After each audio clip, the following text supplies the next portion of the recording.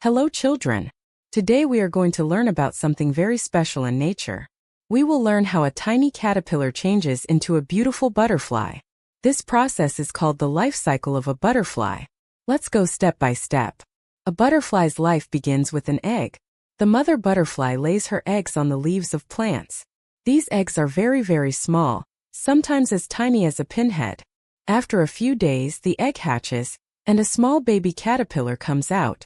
This baby is called a caterpillar, or sometimes we say larva. The caterpillar is very hungry. It eats leaves all day and all night. Because of all this eating, the caterpillar grows bigger and bigger.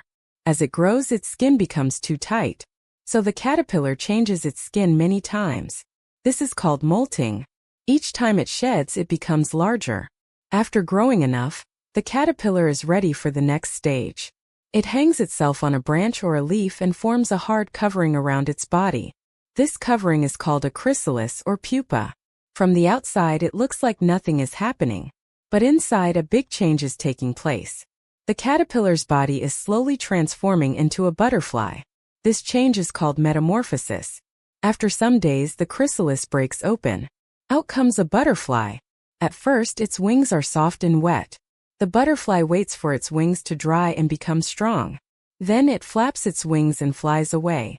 Now the butterfly can drink nectar from flowers, and later it will lay eggs, starting the life cycle all over again. So children, the life cycle of a butterfly has 4 stages: egg, caterpillar, chrysalis, and butterfly. Now let's revise some of the new words we learned today. Larva, the baby stage of an insect, like the caterpillar. Molting, when the caterpillar changes its skin to grow bigger. Chrysalis, pupa, the hard covering where the caterpillar rests and changes. Metamorphosis, the big change when a caterpillar becomes a butterfly.